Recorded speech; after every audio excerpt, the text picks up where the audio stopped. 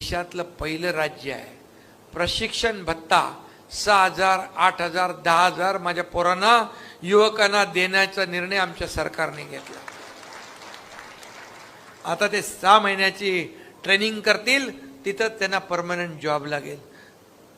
कुठल्या सरकारने केलं होतं सांगा? तो 10,000 रुपए तक का उनका जो पगार है, उनका जो वेतन है, वो वेतन हम राज्य सरकार की ओर से 1 साल तक देते हैं. इसका फायदा यह है कि 1 साल में वो अच्छा काम करे तो उनको वही नौकरी मिलेगी. साठी लोक उपलब्ध आहेत का? आमच्या विभागाने आता 10 लाख युवक युवत्याने हा प्रशिक्षण माध्यमातून आम्ही रोजगार देऊ आणि नंतर हा एक महाराष्ट्र मुंबई देशाचे स्किल सेंटर बनेल. लोक रोजगारसाठी अप्लाय करतात त्यावेळी प्रश्न त्याने असा विचारतात की तुमचा एक्सपिरियन्स काय? आता आम्ही 6 महिन्याचे एक्सपिरियन्स ते सर्टिफिकेट पण देणार आहे, त्यांचे मानधन पण देणार आहे आणि आमच्या सर्वांची अशी अपेक्षा आहे की 10 लाख लोकांमध्ये कमीत कमी 50% लोकांना तिथे जे आस्थापनामध्ये ते प्रशिक्षण घेत आहे तिथे त्यांना परमनंट रोजगार मिळेल. एक मोठी क्रांती रोजगारच्या क्षेत्रामध्ये या योजनाच्या माध्यमातून महाराष्ट्रामध्ये आता आम्ही सुरू केली आहे. ते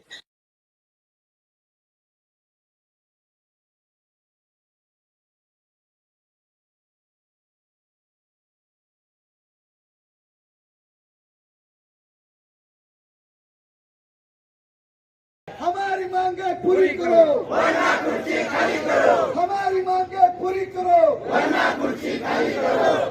आमच्या मागण्या मान्य करा नाहीतर खुर्च्या खाली करा. अरे आमच्या मागण्या मान्य करा नाहीतर खुर्च्या खाली. शिंदे मामा, मला तुमच्याशी बोलायचंय. जेव्हा मी आईला विचारलं तेव्हा ती म्हणाली ते खूप खूप लांब राहतात.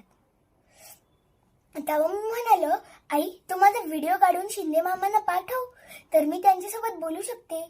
शिंदे मामा, तुम्ही जेव्हा आईला नोकरीवर ठेवलं ना तेव्हा ती खूप खूप खुश झाली. ती माझ्यासोबत माझ्या शाळेत दररोज यायची, दररोज शिकवायची. मला खूप चांगलं वाटायचं. आता तर ती माझ्यासोबत शाळेत येतच नाही. जेव्हा मी तिला विचारलं तेव्हा ती मला म्हणली, बाळा मला शिंदे मामांनी कामावरून काढून टाकलं. शिंदे मामा, तुम्ही तिला कामावरून काढून का टाकलं? तिच्याकडून काही चुकलं का?